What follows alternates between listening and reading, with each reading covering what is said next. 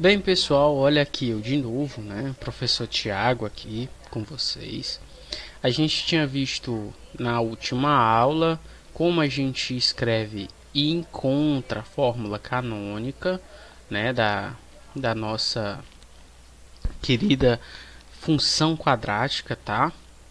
Então a gente vai ver agora como é que isso aqui nos ajuda a solucionar quais são os valores possíveis para x, tá? E em que quais condições nós somos as- em quais condições é possível encontrar esse x de forma mais precisa com as ferramentas que nós temos aqui, tá? Então vamos passar. Olha só. Os zeros ou raízes da função quadrática são os valores de x reais tais que o f de x é igual a zero e, portanto, as soluções da equação de segundo grau. Então, o que a gente está querendo dizer é o seguinte, ó, onde, né, no gráficozinho da função quadrática, aqui, então eu vou ter uma coisa assim, né? Então aqui eu tenho y, aqui eu tenho x. Então, aonde esse x aqui, ó, encosta no eixo, né? Ou seja, quando o y for zero, eu estou fazendo o y aqui, ó, igual a zero. Então, eu quero saber o x nessa condição, ok? Então vamos lá. Para isso, o que a gente vai fazer? A gente vai lembrar da nossa fórmula canônica, ok? Então, vamos relembrar? Vamos. Então a gente sabe que o f de x é igual a vezes x mais b sobre 2a ao quadrado menos delta sobre 4a ao quadrado, ok? Isso aqui eu vou dizer que é igual a zero. Lembrando que delta é igual a quanto? Qual foi o valor que a gente atribuiu para delta? Foi b ao quadrado menos 4a vezes c, ok? Esse aqui é o nosso delta. Então, dizendo isso aqui é zero, a gente já sabe o seguinte, ó, que para dar zero, ou o azinho aqui, ó, é zero, né? Ou essa coisa grande aqui é zero, porque um dos dois tem que ser zero para multiplicar, né? Ora, eu já sei o seguinte, ó, que esse cara aqui sempre é diferente de quem? De zero, como a gente viu lá na primeira aula. Então só me resta dizer que esse camarada aqui que está aqui dentro é igual a zero, ok? Então o que eu vou fazer, ó? Então x mais b sobre 2a ao quadrado menos delta sobre 4a ao quadrado é igual a zero, ok? Então vamos isolar o x, né? Como é que a gente faz isso, professor? A gente faz assim, ó. Esse camarada aqui, ó, a gente vai passar para o outro lado da igualdade. Então ele é menos, quando eu passar para lá vira mais. Então x mais b sobre 2a ao quadrado é igual a 2b, aliás, delta sobre 4a ao quadrado, ok?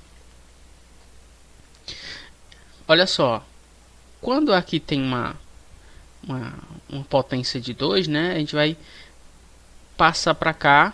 Quando esse 2 passa para cá, ele não passa, né? Na verdade eu opero dos dois lados uma raiz, ó. Então a raiz aqui e uma raiz aqui, né? Esse camarada sai porque meio que corta o 2 daqui com daqui, né? Então vai ficar x mais b sobre 2a é igual a raiz de...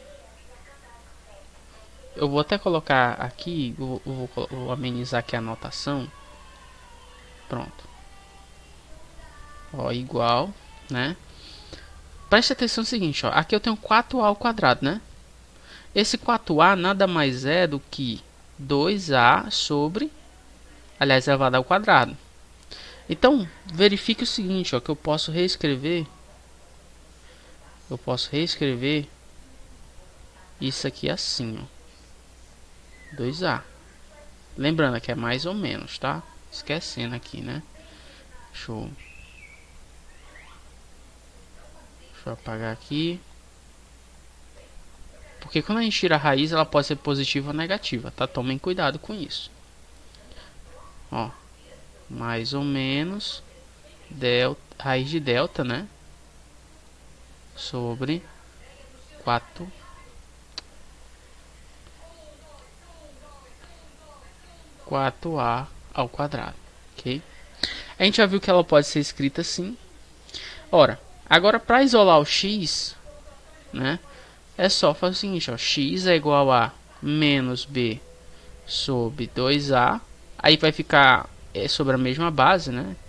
Então meio que eu ponho aqui, ó, 2a mais ou menos a raiz de delta, ok? Pessoal, isso aqui é o chamado Bhaskara, ok? Então é assim que nasce o Bhaskara. Não é simplesmente uma fórmula, tá? Tem todo o desenvolvimento bonitinho, trabalhoso de se fazer, que hoje é necessário 2 aulas, agora é a anterior e essa, para a gente entender de onde sai. Sabe por que recebe esse nome Bhaskara? Foi porque um matemático, eu não lembro se ao certo ele era indiano ou era árabe, né? Mas principalmente era árabe. Ele queria ensinar como é que solucionava uma função de segundo grau para a filha dele. Então ele pegou todos os conhecimentos que tinha ali, que ele tinha acesso, né, na época, e escreveu uma cartilha. Você sabe o que é uma cartilha? Cartilha, ela é meio que um livrinho para a filha dele ficar estudando. E aí foi que ele fez esse desenvolvimento inteiro aqui, que eu fiz na aula anterior, aqui com vocês, ó. Todo esse desenvolvimento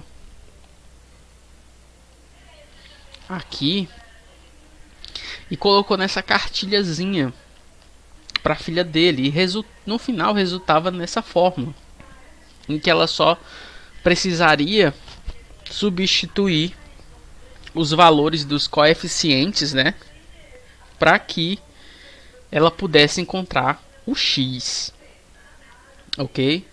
Então é por isso que a gente chama de Bhaskara, porque foi ele que fez essa cartilha, mas ele não inventou isso aqui, tá? Isso aqui já era conhecido antes, já tinha livros escritos de outros matemáticos, né?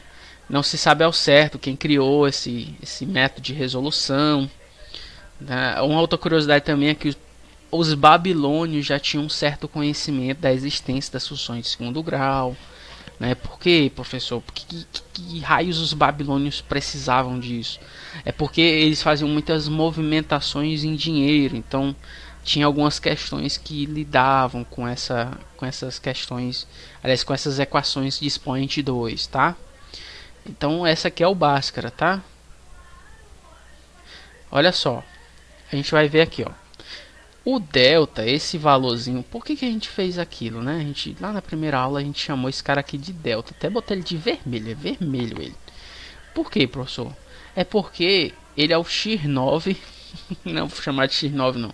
Ele é o entregão, o dedo duro da equação de segundo grau. Porque se eu calcular o delta e ele for positivo, eu tenho duas possibilidades de raízes, ó. Eu tenho um x quando eu vou somar o delta, porque lembrem aqui, ó, é mais ou menos, né? Ó. E eu tenho uma negativa aqui, ó. Então, quando o delta for positivo, eu tenho 2x, x1 e x2. Aqui na imagem não está escrito, mas vou botar aqui, ó, x1 e x2, tá? Quando o delta for zero, que é esse caso aqui, tá? Esse caso aqui.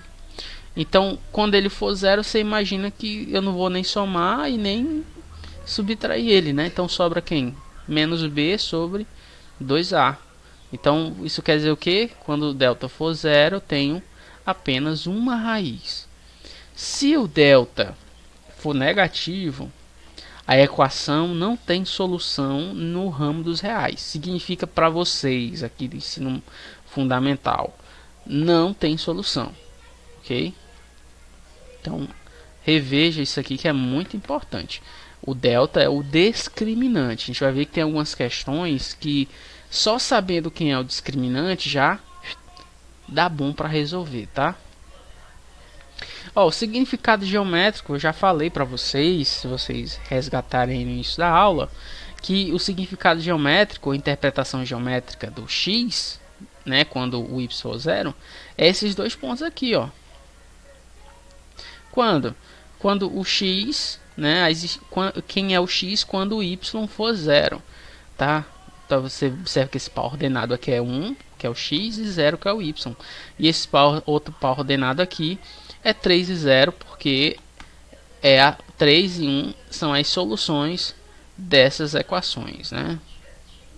Ok? Enfim, por enquanto, nas próximas aulas a gente vai focar nos exercícios sobre o assunto aqui já ministrado, ok? Lembrando que revisem o assunto, não deixem de assistir a aula direitinho, devagar, revejam quantas vezes forem necessárias, para que a gente possa ter um aproveitamento maior nas aulas seguintes, tá?